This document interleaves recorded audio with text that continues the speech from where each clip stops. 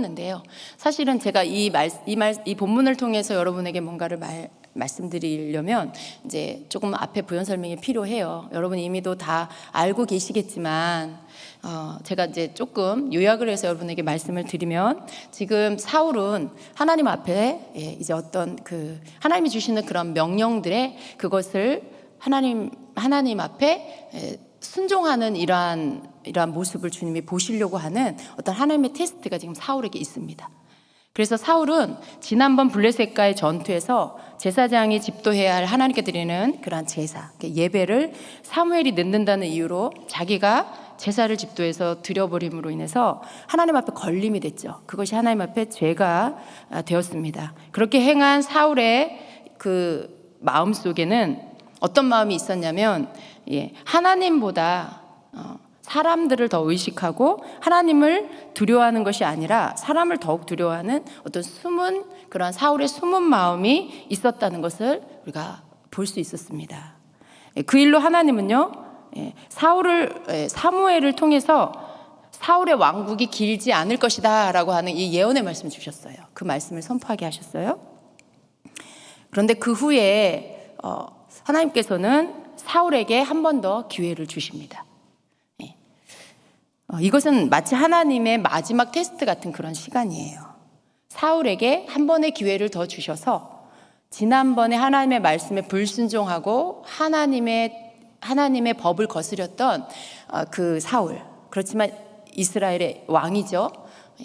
하나님께서는 그가 회개하고 돌이켜 다시 하나님이 주시는 명령에 온전히 순종할 수 있도록 기회를 주세요. 근데 어떻게 됩니까?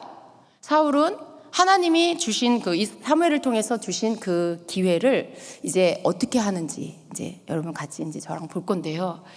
이미도 여러분이 다 알고 계시겠지만요. 그 속에서 이제 사울은 하나님 앞에서 자신에게 주어진, 하나님이 사무엘을 통해서 주신 명령, 그 마지막 명령은 뭐였어요? 아말렉을 진멸해라 라는 거였죠. 어느 날 사무엘이 와서 하나님께서 명하십니다. 가서 아말렉을 모두 진멸하십시오라고 왕에게 말하죠. 여러분, 그 사울이 이전에 사무엘을 통해서 하나님께서 왕의 나라가 길지 않을 것입니다라고 하는 그 예언을 주셨어요. 그 예언이 얼마나 두려운 예언입니까? 그죠? 그러니까 당신을 왕의 자리에서 내릴 것입니다. 당신을 왕의 자리에서 버릴 것입니다. 라는 이런 말씀인 거죠. 근데 그런 말씀을 하나님의 사람인 사무엘에게 들었을 때 사실은 반응이 어땠어야 할까요? 굉장히 두려움으로 받고, 그리고 하나님 앞에 나아가서 하나님 앞에 엎드려 기도하고 회개하는 시간을 가져야 했어요. 근데 사울은 그런 시간을 갖지 않았죠. 그리고 시간이 흘렀고 다시 사무엘이 사울에게 하나님께서 나아가서 아말렉을 진멸하라고 하십니다라고 하는 새로운 그 과제를 내줍니다. 여러분, 조금만 지혜가 있다라면 하나님께서 하나님의 사람을 통해서 그러한 명령을 해주실 때, 그럼 난 요번에는 정말 하나님의 말씀대로 잘 순종해야 되겠다. 하나님 앞에 뭔가 내가 다시 회복해야 되겠다라는 어떤 이러한 생각, 이러한 마음을 갖는 게 당연한 거죠. 그죠? 여러분 그런 생각 하실 수 있죠. 그죠? 여러분, 다은이도 그런 생각 할 수 있지. 그지? 근데 우리가 조금만 생각하면 이런 부분들을 다 생각할 수 있어요. 그런데 말씀을 보면 사울은 이제 그렇게 하지 않은 모습을 보게 됩니다. 사무엘이 처음에는요, 이 초반에 이렇게 아말렉을 진멸하러 간 그 초반의 말씀을 보면요, 굉장히 잘 순종하고 있는 것 같은 그런 모습이 보입니다. 이 아말렉 족속은 여러분 누구냐 하면, 이스라엘이 출애굽 직후에 르비딤 광야에 이르렀을 때 갑작스럽게 이스라엘을 공격해서 이스라엘에 엄청난 타격을 입힌 그런 족속입니다.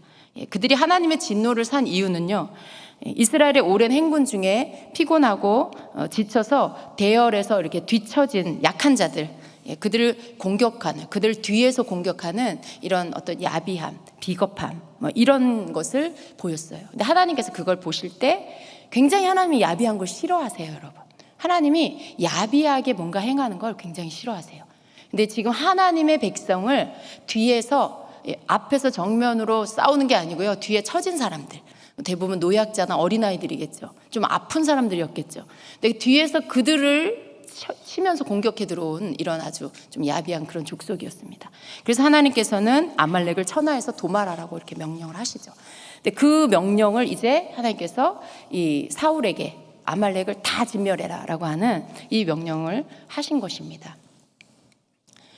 그런데 이제 사울은요, 이미 한번 하나님의 말씀을 거역하고 자기 마음대로 제사를 드림으로 왕의 자리에서 하나님께 버려질 것이라는 이 하나님의 말씀을 이미 받았지만, 하나님은 다시 한번 사울이 회복할 수 있는 이 기회를 주셨고, 그리고 이제 사무엘을 통해서 아말렉을 진멸하고 오라는, 어떻게 보면 이것은요 하나님의 이 베풀어 주신 은혜예요. 은혜인 거죠. 내가 다시 한번 기회를 줄게, 이런 거죠. 나가서 아말렉을 다 진멸해. 왕과 거기에 모든 남녀노소와 그리고 거기에 모든 짐승들 나 하나도 남기지 말고 다 진멸해라고 한 거죠.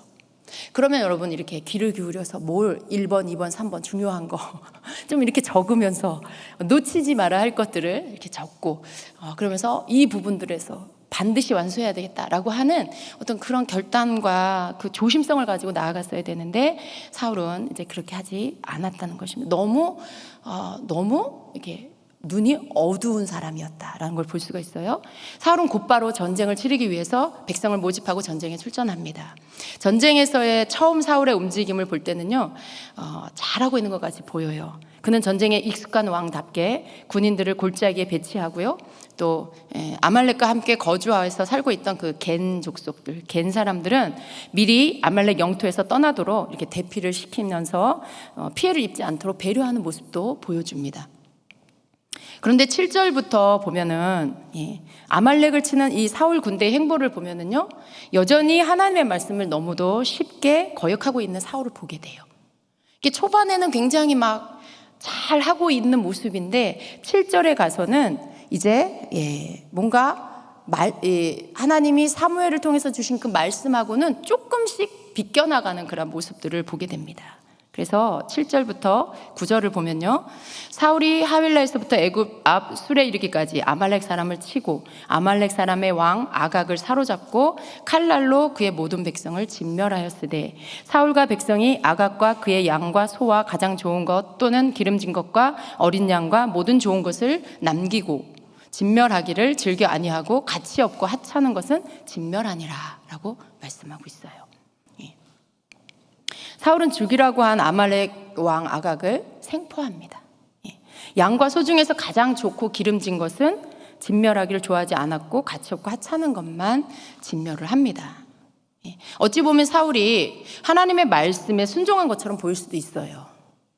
왜냐하면 어찌됐든 간에 이쪽에서 잡힌 게 아니고 적군을 잡아서 생포하고 나머지 사람들 다 죽이고 동물들도 짐승들도 다 죽이라고 했는데 좋은 거, 살찐 거 그런 것만 남기고 어쨌든 다 죽였거든요. 그러니까 요만큼 남기고 나머지는 다 순종한 것처럼 보여요. 여러분, 이게 순종이죠?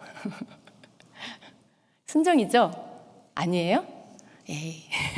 근데 그러니까 이 말씀을 보면 이건 정말 하나님 볼 때 순종이 아니에요.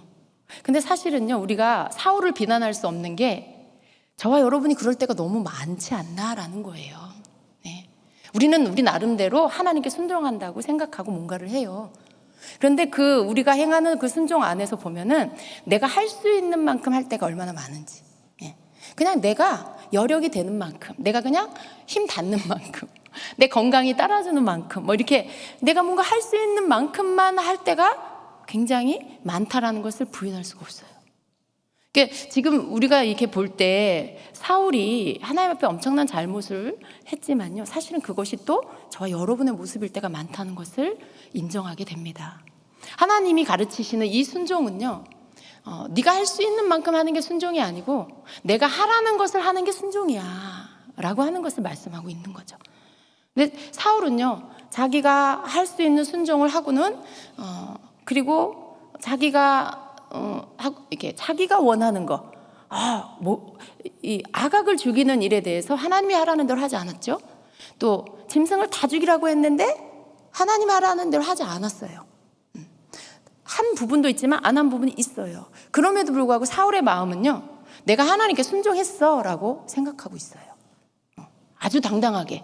그래서 나중에 사무엘이 왔을 때 사무엘을 반기면서 뭐라고 하냐면, 내가 하나님의 말씀에 순종했습니다 라고 이렇게 당당하게 말하는 모습을 보게 됩니다. 굉장히 하나님이 뭘 원하시는지를 잘 모르는 그러한 모습인 거죠. 그래서 이제 이렇게 사울은 그런 어떤 자기가 남기고 싶은 것들은 남기고 자기가 하고 싶은 방법대로 이렇게 진멸도 하고 남기기도 하고 살려두고 이런 일들을 했습니다.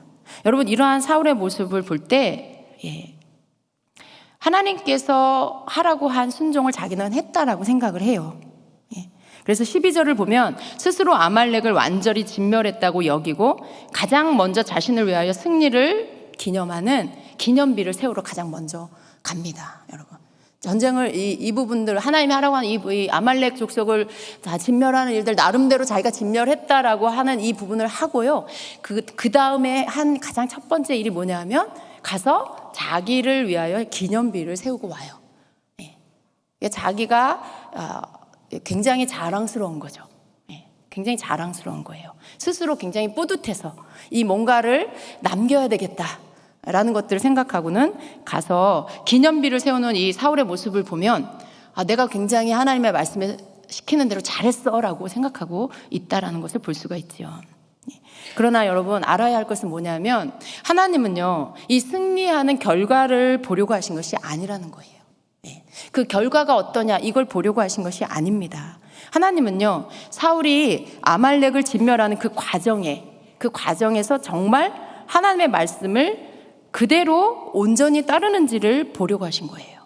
그러니까 어떤 결과적인 것만 하나님 다 이렇게 했습니다 이게 아니고 정말 하나하나 하나님이 말씀하신 것을 귀 기울여 듣고 그 말씀대로 그렇게 했는지를 하나님은 보시려고 한 것입니다.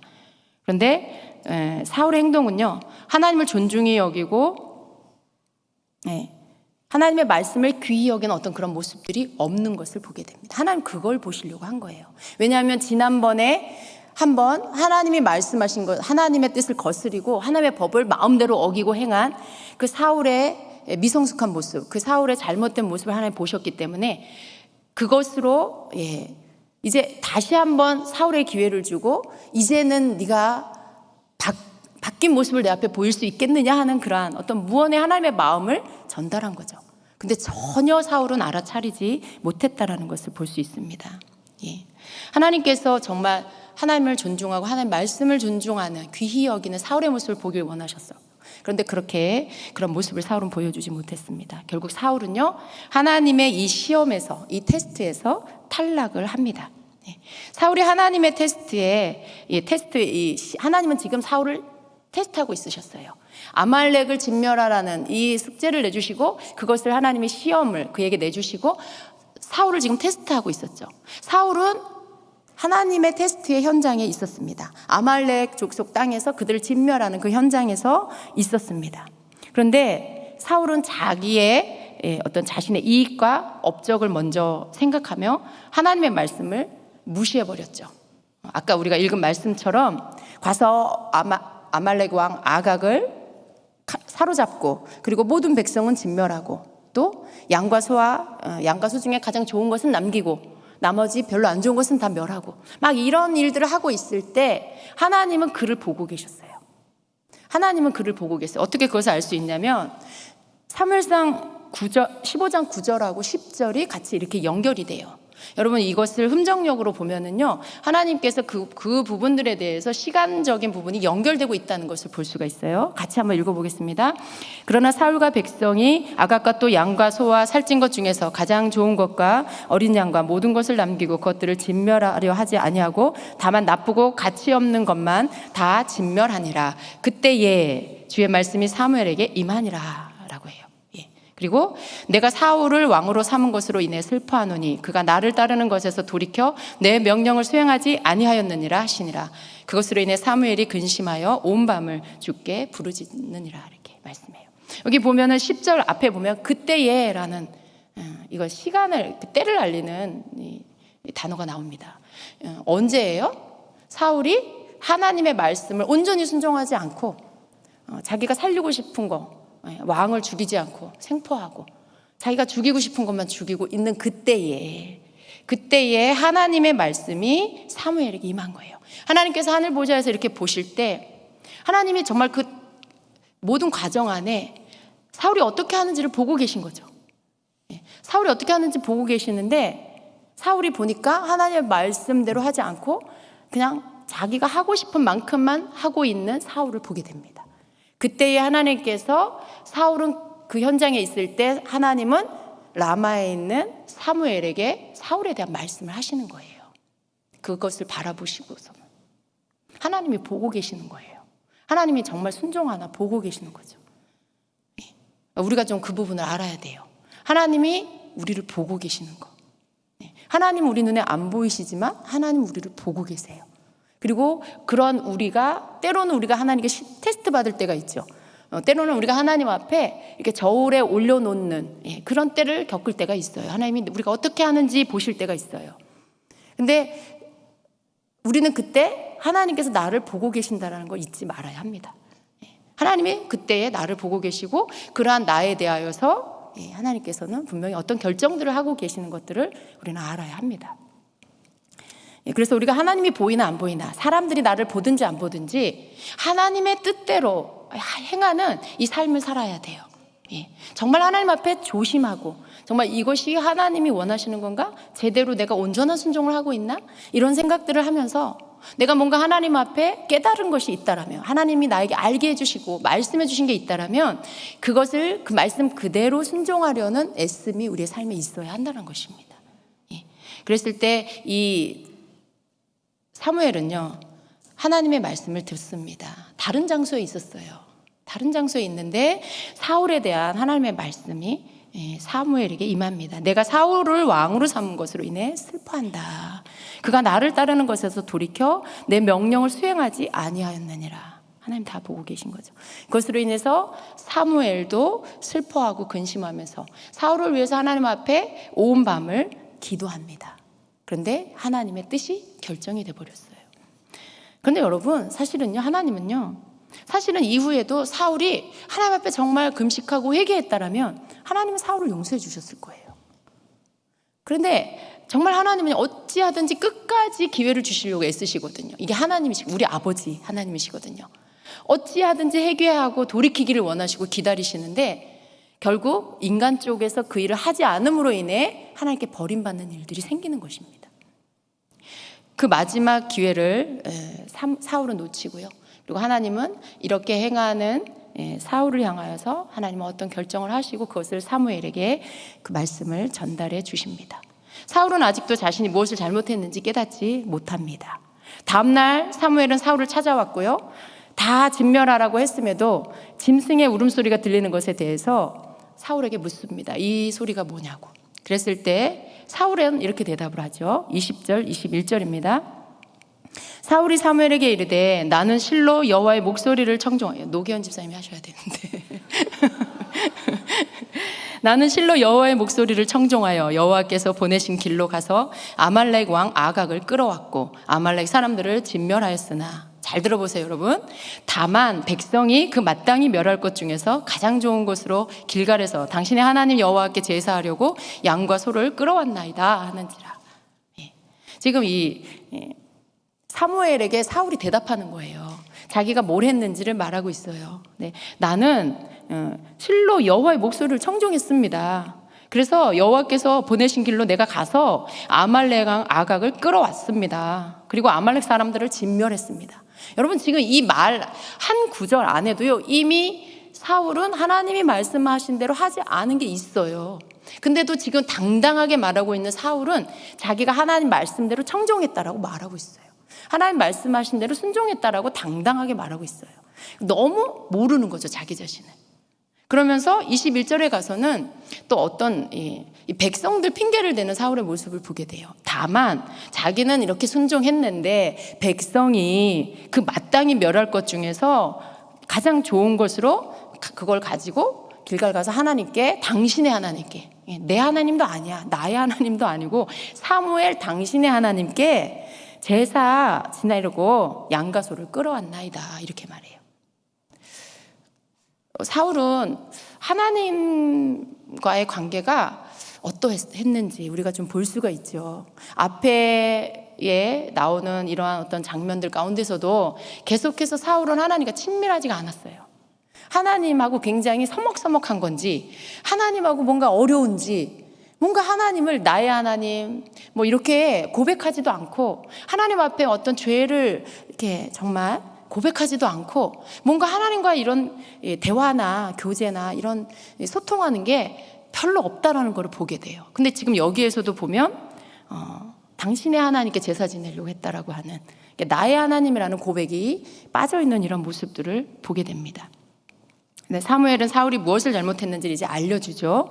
그래서 22절 23절에 보면 사무엘이 이르되 여호와께서 번제와 다른 제사를 그의 목소리를 청종하는 것을 좋아하심 같이 좋아하시겠나이까. 순종이 제사보다 낫고 듣는 것이 순양의 기름보다 나으니 이는 거역하는 것은 점치는 죄와 같고 완고한 것은 사신 우상에게 절하는 죄와 같음이라. 왕이 여호와의 말씀을 버렸으므로 여호와께서도 왕을 버려 왕이 되지 못하게 하셨나이다 하니, 라고 이게 말을 해줍니다. 여기 그 사신 우상이라는 것은 그 악한, 이 사신이라는 뜻이 뭐 악한, 헛된, 가치 없는 이런 뜻이에요. 그러니까 악하고 헛되고 가치 없는 그 우상에게 절하는, 이 완고한 것은 그러한 우상에게 절하는 것과 똑같은 죄라라는 뜻이죠, 여러분. 근데 이러한 어떤 이 완고함은 뭐냐면 하나님이 말씀하셨어요. 근데 안 들어요. 내 마음대로 해요. 또 하나님 말씀하셨어요. 또 안 듣고 내 마음대로 해요. 이 완고함, 변화되지 않고 자기 생각을 고치지 않고 그냥 자기 고집대로 뜻대로 끝까지 하는 사람, 이 완고함입니다. 하나님 말씀에 순복하지 않는 거. 근데 이 완고함이 가치 없는 우상에게 절하는 우상 숭배의 죄와 같다라는 것을 말씀하고 있습니다. 그래서 사울은 이 사무엘의 이 말을 듣고는 이제 자신이 잘못했다고 말하기 시작해요. 24절에 보면 사울이 사무엘에게 이르되 내가 범죄하였나이다. 내가 여호와의 명령과 당신의 말씀을 어긴 것은 내가 백성을 두려워하여 그들의 말을 청종하였음이니이다. 굉장히 잘 깨달은 것 같이 보여요. 청하오니 지금 내 죄를 사하고 나와 함께 돌아가서 나로 하여금 여호와께 경배하게 하소서 하니. 사무엘의 말을 들은 사울은 자기가 하나님 앞에 범죄하였다라고 말하고 있어요. 그리고 내가 여호와의 명령과 사무엘 당신의 말씀을 어긴 것은 내가 하나님보다 백성을 더 두려워했고 그들의 말을 내가 따랐기 때문에 그런 것입니다라고 아주 잘 말을 하고 있죠. 근데 여러분, 이게 정말 회개같이 보이는데 그 다음 구절을 보면 이것이 진정한 회개가 아니라는 걸 바로 알 수가 있어요. 지금 사울은 자기가 잘못했다고 말을 합니다. 그런데 다시 사무엘에게 청해요. 그런데 내가 부탁드립니다. 지금 내 죄를 사하시고 나와 함께 가서 내가 하나님께 경배하게 해주세요 라고 말해요. 근데 이 경배하게 해주세요라고 하는 이 말이 그냥 하나님을 섬기고 하나님 앞에 가서 회개라도 하려고 하는 건가? 라고 생각할 수도 있지만요, 뒤에 가서 보면은요, 그것이 아니라는 것을 또 우리가 알게 됩니다. 여러분, 어떻게 보면은 사울이 지금 이 장면에서 하나님 앞에 회개한 게 아닌가? 라고 생각할 수도 있어요. 근데 여러분, 회개라는 것은요, 중심으로부터 자기의 잘못을 깨닫고 뉘우치고 그리고 그것을 진심으로 하나님께 잘못했다는 것을 고백하는 거예요. 그리고 거기서 돌이키는 게 회개예요. 회개라는 것은 내가 가던 길을 유턴해서 돌아오는 거예요. 그게 회개예요. 그냥 가다가 깨달았어, 잘못한 거. 깨닫고 계속 가. 이건 회개가 아니라는 거죠. 회개는 유턴이다. 내가 가던 길이 잘못된 길이야. 잘못하고 있는 거야. 그러면 거기서 깨닫고 회개하고 다시 돌이켜. 다시 돌아오는 거죠. 근데 지금 사울은 그것이 아니고요, 입술로 자기가 잘못했다고 말해요. 근데 정말 이 사울의 회개는 그냥 말로만 하는 입술의 회개인 거죠. 그렇게 입술로는 말을 하는데 바로 사무엘에게 자기 용서해주고 용서해주고 나랑 같이 가서 하나님께 경배하자고 이렇게 말을 합니다. 근데 진정한 회개가 아니라는 것입니다. 참 사울은 회개도 쉬운 것 같아요. 참 쉬워요. 사울은 하나님을 거역해 놓고 그저 말 한마디로 잘못했으니 용서해 주시고, 그래요. 그냥 이 느낌이 어떠냐면, 아 그래요, 내가 잘못했어요, 저 용서해 주시고 됐고요, 이제 됐고요, 이거예요. 너무 쉽게 회개를 하고 있어요. 그건 이제 됐고요, 이제 나랑 같이 가서 사람들 앞에서, 장로들 앞에서 하나님 앞에 경배합시다, 이러는 거죠. 참 쉬워요. 사울은 그렇게 하나님을 거역해 놓고는요, 하나님이 주신 마지막 기회도 이렇게 너무 가볍게 여기면서 그냥 말장난처럼 이렇게 하고 있는 모습을 보게 됩니다. 사울이 하나님께 경배하겠다는 말의 속내가 30절에 나옵니다. 사울이 이르되 내가 범죄하였을지라도 이제 청하옵나니 내 백성의 장로들 앞과 이스라엘 앞에서 나를 높이사 나와 함께 돌아가서 내가 당신의 하나님 여호와께 경배하게 하소서. 끝까지 당신의 하나님 여호와께. 왜 경배를 하려고 하는지 참 모르겠어요. 근데 이게 이 사울의 속내가 뭐냐 하면, 지난번 이제 그 아말렉 블레셋과의 전투에서 자기가 하나님 앞에 범죄한 것들, 사무엘을 기다리지 못하고 제사장이 아닌 신분에 자기가 하나님 앞에 제사를 드리는 이 죄로 인해서 분명히 어떤 왕으로서 왕의 왕국이 길지 않을 것이라는 이 사무엘의 예언을 통해서 자기가 굉장히 자리가 위태롭다는 이런 생각을 갖고 있었을 것이에요. 근데 이번에 또 이렇게 또 같은 잘못을 하고 사무엘에게 책망을 받았죠. 그리고 하나님의 심판의 메시지를 듣게 돼요. 이제 하나님께서 왕의 나라를 잘라서 왕의 이웃에게, 왕보다 더 나은 자에게 줄 것입니다라고 하는, 이게 어떤 하나님이 주시는 심판의 메시지죠. 더 이상 당신은 왕의 자리에 있을 수 없게 됩니다라고 하는. 근데 그런 말을 들었을 때, 그럼에도 불구하고 사울은요, 끝까지 붙잡고 있는 게 뭐냐 하면 자기 체면이에요. 자기 위치예요. 그건 그렇고 내가 범죄했을지라도 내가 부탁하는데 내 백성들의 장로들 앞과 이스라엘 앞에서 나를 좀 높여주세요. 내가 왕이니까 나를 좀 높여주시고 내 체면을 좀 살려주세요 라고 하는 것이죠. 그래서 나와 함께 돌아가서 내가 당신의 하나님 여호와께 경배하게 하소서라고 말합니다. 사울에게 이 사울의 속내, 이 사울의 마음 안에는 이런 생각이 있었던 것 같아요.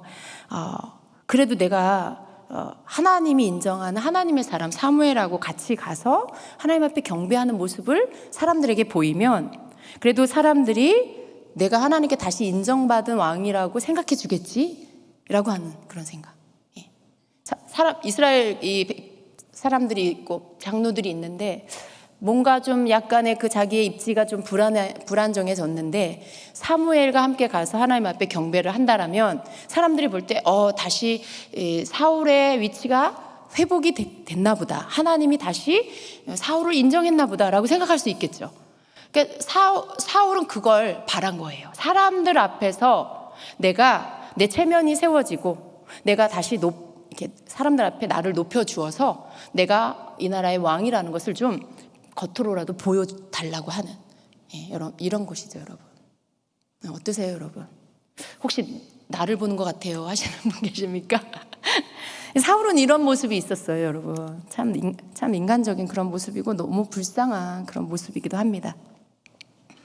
그래서 이제 이 말씀의 스토리는요, 그렇게 또 사무엘이 너무나 측은하게 부탁하는 사울에게 부탁하는 걸 들어주고요, 같이 가서 또 하나님께 경배하고, 그리고 마지막으로 사무엘은 사울이 처단하지 않은 그 아각 왕을 오라고 해서 하나님의 백성들을 괴롭힌 하나님의 원수가 되는 아각을 칼로 다 쪼개어 죽여버립니다.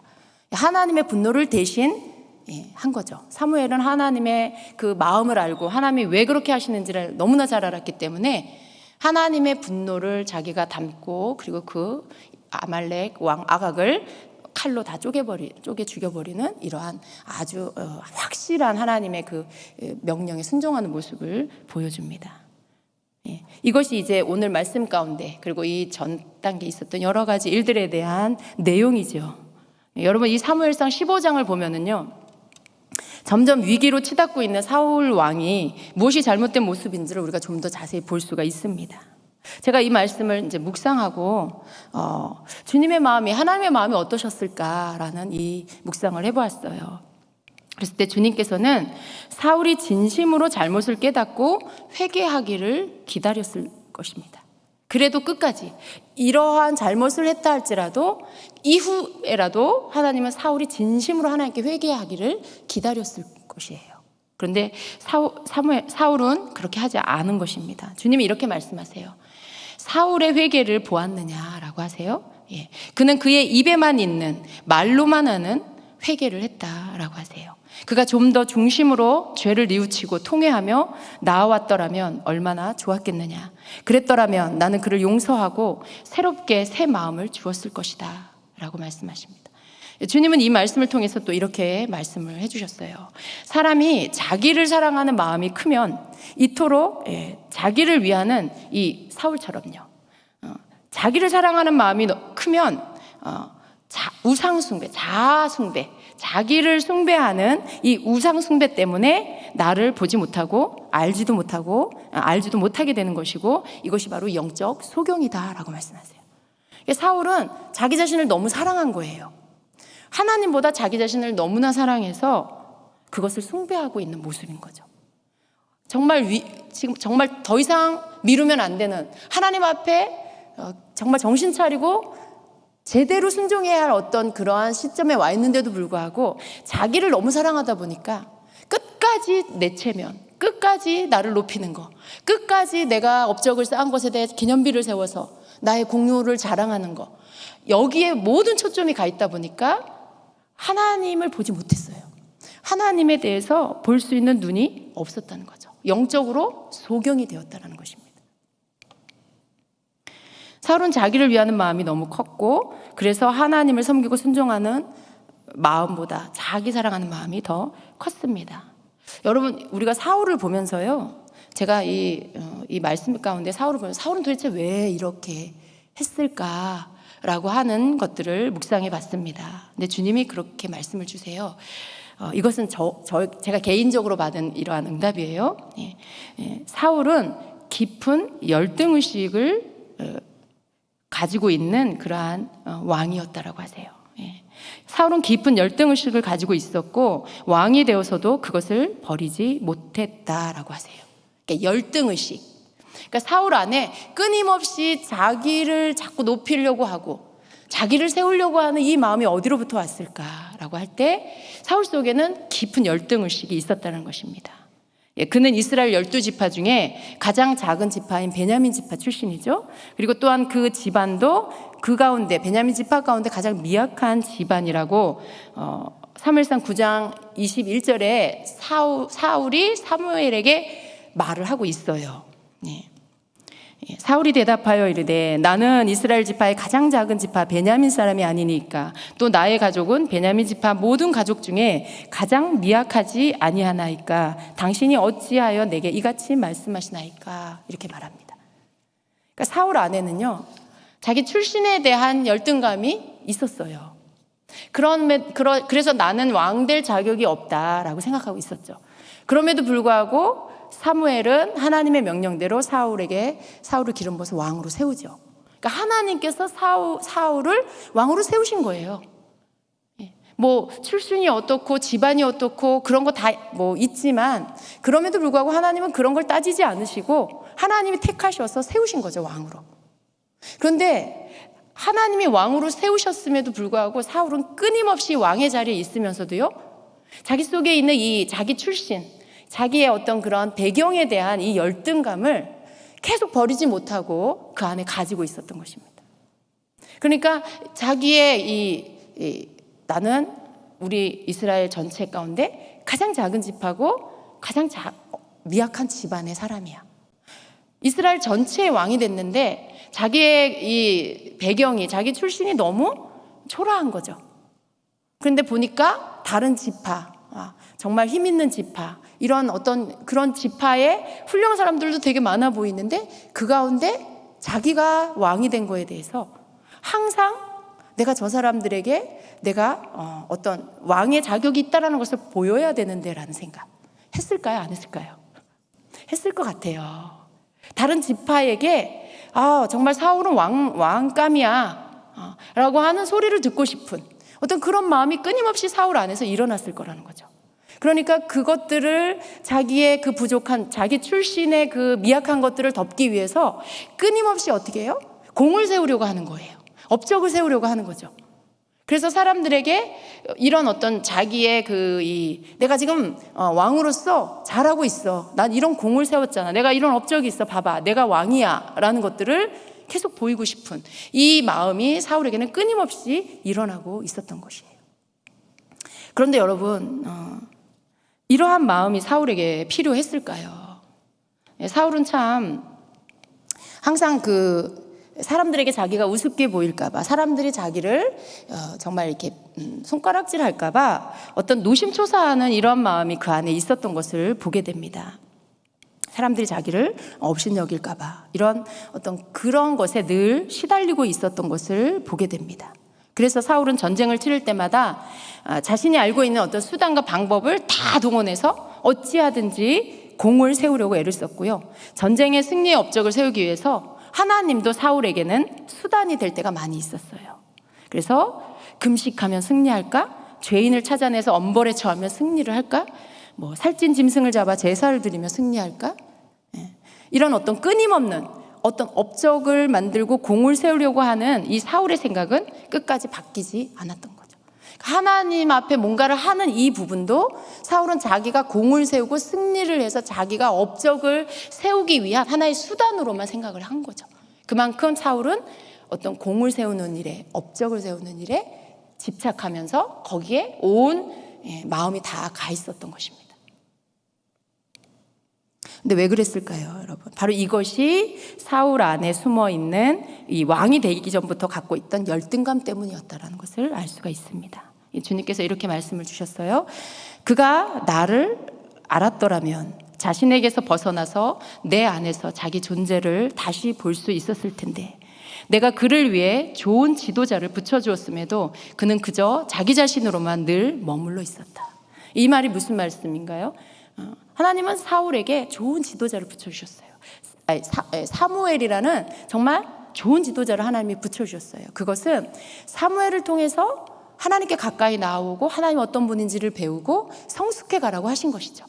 네가 나를 아직 잘 모르지만 내가 너에게 좋은 지도자를 붙여주었으니, 내가 너에게 사무엘을 붙여주었으니 네가 그에게 가르침을 받고 그에게 질문하고 그를 통해서 배우면서 네가 내 안에서 잘 성장해 가라. 네가 내 안에서 왕답게, 정말 이스라엘의 왕답게 그렇게 성장해 가라라고 하신 거예요. 그런데도 불구하고 사울은 그런 어떤 하나님이 주신 좋은 환경과 조건들조차도 그 모든 것들을 다 잘 이렇게 누리지 못하고요. 그저 자기 자신, 그저 나 이렇게 하다가 결국은 하나님 앞에 버림을 받게 되는 이러한 사람이 되어버렸습니다. 나의 사람이 되려고 하지도 않았고, 주님의 말씀입니다. 나의 사람이 되려고 하지도 않았고, 내게 가까이 와서 나와 친밀해지려고 하지도 않았다. 이미 왕의 자리에 세워주었음에도 끝없이 스스로 왕이 되려는 쓸데없는 노력을 하고 살았다. 그것은 사울이 자기의 정체성을 알지 못했기 때문이다라고 이렇게 말씀을 주세요. 그렇죠. 하나님이 이미 왕으로 세워주셨어요. 그런데 사울은 이미 왕임에도 불구하고 끊임없이 자기 스스로 왕이 되려고 애쓰는 삶을 살았어요. 너무 어리석죠. 하나님은 이미 왕으로 세워주셨는데 내가 막 노력해서 왕이 또 되려고 하는 이 어리석음. 그래서 막 공을 세워서 내가 왕이라는 걸 사람들 앞에 보이려고 하는 끊임없는 노력을 하고 그렇게 허송세월을 보낸 것입니다. 주님께서 이렇게 행하는 사울의 문제가 뭐냐면 바로 자기 정체성을, 하나님이 주신 정체성이 무엇인지를 알지 못해서 그랬다라는 말씀인 거예요. 여러분, 정체성은 그 사람의 가장 중요한 생각이에요. 내가 나를 누구라고 생각하느냐라는 거죠. 너는 누구냐라고 할 때 내가 뭐라고 대답할 것이냐라는 거죠. 여러분 어떠세요? 여러분의 정체성은 어떠세요? 혹시 여러분 중에도 이런 사울이 가진 것 같은 이런 열등감 가운데 계속해서 머물러 있는 분이 혹시 계십니까? 어쩌면요, 이렇게 어떤 부분에 조금씩 그러한 열등감이 있을 수 있어요. 근데 이제 우리가 주님의 말씀이 우리에게 주시는 것은 뭐냐면 하나님은요, 우리의 정체성을 하나님 안에서 바르게 갖기를 원하세요. 만일 우리의 정체성이 나는 여전히 내 출신, 여전히 내 집안, 여전히 내 무슨 스펙, 조건 이런 거에 내 정체성을 둔다라면요, 우리는 그냥 또 똑같이 사울처럼 살 수밖에 없을 거예요. 그런데 여러분, 우리의 정체성 더 이상 거기에 있지 않습니다. 사울이 가장 작은 지파 베냐민 출신이고 가장 미약한 집안 기스 집안의 아들이었지만요, 그것이 사울의 배경이고 사울의 출신이지만요, 더 이상 사울은 그 자기 육적인 그 혈통의 출신에 머물러 있지 않았습니다. 하나님께서 그를 뽑아서 왕으로 기름 부음을 부었을 때는요, 더 이상 이제는 그 배경에 자기 출신의 육적인 혈통의 출신 안에 거기에서 사울을 보는 게 아니에요. 거기에서 사울의 정체성이 있는 게 아니에요. 하나님은 이스라엘의 왕으로서 사울을 보시는 거죠. 그리고 모든 사람들도 사울을 볼 때 이스라엘의 왕이야, 하나님이 기름 부어 세우셨어라고 하는 그 정체성으로 사울을 보고 있는 거죠. 그런데 자기 자신 혼자만 여전히 그 혈통의 자기 출신을 그것들을 벗어버리지 못하고 자기의 정체성을 자기 출신에 두고, 육적인 출신에 두고는 힘들어하고 괴로워하고 시달리고 있는 그러한 사울의 모습인 것입니다. 여러분, 우리의 정체성 뭡니까? 우리의 정체성은 베드로전서 2장 9절이에요. 물론 성경 여러 곳에 우리의 정체성을 말씀하고 있지만요, 우리의 정체성은 베드로전서 2장 9절에 너희는 택하신 족속이요 왕같은 제사장들이요 거룩한 나라요 그의 소유가 된 백성이니 이는 너희를 어두운 데서 불러내어 그의 기이한 빛에 들어가게 하시니의 아름다운 덕을 선포하게 하려 하심이라. 그러니까 우리는 누구예요? 왕같은 택하신 족속이에요. 하나님이 택한 족속이라는 거예요. 여러분, 누구누구 김씨 집안의 어느 가문의 몇째 아들, 딸, 이게 여러분의 그 족보에 여러분의 소속이 그 혈통 안에서 있는 게 여러분의 정체성을 말하는 게 아니라 택하신 족속, 예수 그리스도 안에서 예수 그리스도의 족속이 됐어요, 여러분은. 그게 여러분의 정체성이에요.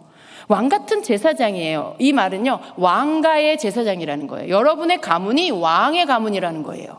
왕의 가문의 제사장이 되었다라는 말씀이에요. 왜냐하면 하나님이 왕이시기 때문에 그 왕의 가족, 왕의 자녀가 되었으니 우리는 왕가의 가족이에요. 그리고 거기에 이제 제사장이 된 것이죠. 거룩한 하나님의 제사장입니다. 거룩한 나라예요, 우리는. 우리 거룩한 하나님의 민족인 거죠. 그리고 그의 소유가 된 백성, 하나님의 소유예요. 하나님의 백성, 하나님의 소유된 백성이 바로 우리의 정체성입니다. 거기에 우리는 나를 거기다 두어야 돼요. 사울과 같이 이런 육신의 이 출신 가운데 내 정체성을 두는 일들을 우리는 이제 멈춰야 합니다.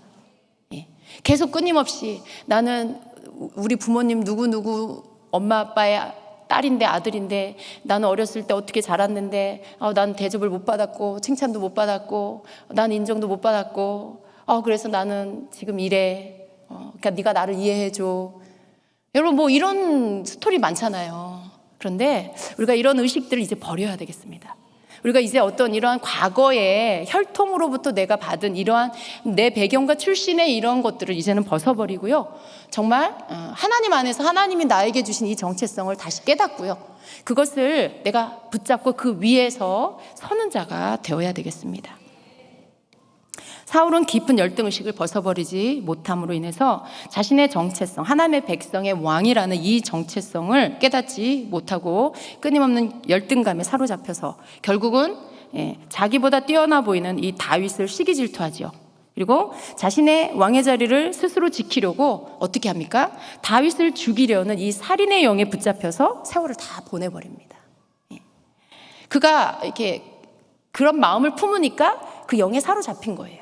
사울이 자기 자리를 차지할까봐 사울을 끊임없이 자기보다 더 나아 보이는 다윗을 볼 때마다 시기 질투가 끊임없이 일어났고요. 그 마음을 버리지 않으니까 어떻게 해요? 살인의 영이 임해요. 계속 악령이 그에게 임하는데요. 그 미움과 시기 질투가 너무 커버리니까 이제는 죽여버려야 되겠다는 생각. 이 살인이 이 속에서 막 일어나는 거죠. 왜 그렇게 됐을까요? 그 속에 열등감, 시기질투 밑에 더 깊은 곳에는 깊은 열등감. 이것이 고쳐지지 않고 버려지지 않으니까 이것이 시기 질투를 가져오게 하고 이것이 결국은 살인까지 하게 하는 이런 악한 영에게 꽉 잡혀버리는 이런 일들이 있게 된 것입니다. 사울의 인생 가운데 가장 슬픈 것은요, 그가 하나님을 바르게 알지 못함으로 잘못된 길을 갔고요, 결국은 버림을 받게 되었다라는 바로 이러한 사실입니다. 한 사람의 마음속에, 생각 속에 숨어있는 이 열등의식은요, 그 사람이 갖는 이 자신에 대한 생각이에요. 이 열등의식, 내가 나를 어떻게 생각하느냐, 나는 별 볼 일 없는 집안의 그런 사람이야 라고 하면 그게 자기인 거예요. 그럼 그게 자기예요. 그 생각이 바로 자기 자신의 정체성이 돼버리는 거죠. 그걸 이제는 버려야 합니다, 여러분. 그래서 우리의 생각을 바꿔야 합니다. 많은 사람들이 아직도 자신이 가장 작은 베냐민 지파의 기스 집안 출신에서 벗어나지 못하는 이 육신의 정체성을 가지고 있다라는 것입니다. 나는 가장 작은 지파 출신이야, 유유. 우리 집은 별 볼 일 없는 집안이고 내세울 것도 없어, 유유. 나는 능력도 없고 말도 잘 못하고 사람들이 별로 나를 안 좋아해. 나는 얼굴도 별로고 외모도 별로 마음에 안 들어. 그러죠, 여러분. 여러분 어떠세요? 그런 생각 하실 때 없으신가요? 사울처럼 이렇게 열등의식에 사로잡혀 있지는 않은지, 또 그런 것들을 우리 다시 한번 나 자신을 돌아봐야 되겠습니다. 우리가 유유하고 있을 때가 아니고요, 나는 이제 더 이상 그렇지 않아. 이전에 내가 예수 밖에 있을 때는 그랬어. 내가 뭐 누구의 딸이었고 아들이고, 그래, 거기에서 나 이상 더 이상 뭐 없었어. 그렇지만 이제 나는 만왕의 왕이요 만주의 주이신 하나님 아버지의 예수 그리스도의 이제 그 족보 안으로 들어간 하나님의 자녀야. 하나님의 가족이야. 나는 택하신 족속이야. 나는 왕가의 제사장이야. 나는 하나님의 거룩한 나라야. 나는 하나님의 소유된 백성이야. 라는 이 여러분의 하나님께로부터 다시 새롭게 부여받은 신분, 그 정체성, 바로 그게 여러분이에요. 그러니까 여러분은 열등의식을 버리고 하나님이 새롭게 주신 신분 안에서의 정체성을 받고 그것을 여러분이 이 안에 넣으셔야 돼요. 이 생각 안에 넣으시고, 그래서 너는 누구야? 라고 할 때, 어떤 여러분 힘겨울 때, 뭔가 어려운 일이 있을 때, 뭔가 누군가에게 여러분이 비난을 받는 것 같은 그런 때가 올 때, 내가 뭔가 실패한 것 같은, 내가 아무것도 아닌 것 같이 느껴질 때가 온다 해도 그때 사단이 조용히 와서 여러분에게 그래요. 야, 넌 요거밖에 안 돼 라고 하죠. 그런 소리 자주 들어보셨죠? 사람은 없어. 누가 말하는 사람은 없는데 내 안에서 들리는 건지 밖에서 들리는 건지, 야, 너는 요거밖에 안 돼. 야, 네가 뭘 잘할 수 있어. 너 원래 그러잖아. 이런 소리 많이 들어보셨죠? 그게 마귀의 음성이에요, 여러분. 근데 여러분이 무너지니까 사단이 여러분의 약점을 건들고 그걸 예전에 여러분이 거기에 막 무너졌던 것들을 이용해서 여러분을 막 쑤셔요. 이렇게. 야, 너 그거밖에 안 되잖아. 너 원래 그랬잖아. 너 옛날부터 그랬잖아. 이러면서. 절대 속지 마십시오, 여러분. 그럴 때 여러분이 베드로전서 2장 9절을 딱 이렇게 외치시면서 여러분이 누군지를 말해주세요. 걔한테. 마귀한테 말해주세요, 여러분이 누군지를. 그래서 더 이상 여러분이 사울이 아니라는 걸 여러분이 말해주고요, 스스로도 여러분이 거기에서 일어나서 하나님께서 원하시는 그러한 정체성을 가지고 거기에 서는 자가 되시기를 축복합니다. 내가 너무 나는 못하는 거 이렇게 자꾸 너무 보지 마세요. 이게 안 좋은 거더라고요. 내가 뭘 했는데 잘한 건 이만큼이고 못한 것도 이만큼 있는데 자꾸 이제 이 못한 거를 더 집중해서 보게 되는 거. 근데 우리는 이제 잘한 것을 더 많이 보자고요. 내가 한 것 중에 못한 것도 있지만 그래도 잘한 거, 우리가 이 열등식을 벗어버리는 것 가운데 내가 잘한 것을 자꾸 보고 내가 스스로 나를 좀 칭찬해주고 이런 게 필요합니다. 그렇게 해서 하나님께서 나를 어떻게 보시는지가 가장 중요하다는 것을 믿고, 내가 이제 이러한 열등의식을 버리고 하나님 안에서 나를 보고 정말 주님과 더 가까워지려고 힘쓰고, 하나님께서 나를 통해서 이루시고자 하는 일들이 무엇일까를 생각하고, 그래서 날마다 말씀을 붙잡고 가는 여러분 되시길 축복합니다. 아멘. 그래서 여러분 자신이 누구인지를 오늘 밤 마귀에게 마음껏 외쳐주세요. 여러분 자신 스스로 무너져 있었다라면 여러분 스스로에게도 외쳐주세요. 그래서 여러분이 누구인지를 모든 존재들이 다 알게 해주세요. 영의 세계에 있는 존재도 다 알게 하시고 이런 육의 세계에 있는 존재들도 여러분이 누구인지를 분명하고 확실하게 알게 해주셔서 여러분이 하나님 앞에서 정말 기뻐하는 정체성을 가진 자라는 걸 하나님 앞에 딱 보이는 그런 자가 되시길 축복합니다. 네, 기도하겠습니다. 이 시간에 우리 같이 기도하겠습니다. 여러분, 우리는 하나님이 기뻐하는 자들이에요. 우리가 아직 죄인 되었을 때에 하나님은 예수 그리스도 통해서 우리를 위해 죽게 하셨어요. 부활하게 하셨어요. 내가 의로워서 그렇게 해주신 게 아닌 걸 기억하셔야 돼요. 내가 아직 죄인 되었을 때에 나를 위해 십자가 죽으시고 부활하신 예수님. 그렇다면 나는 이제 예수님을 믿고 의인이란 칭함을 받은 자인데 내가 더 이상 과거의 그런 생각에 머물 필요가 없습니다.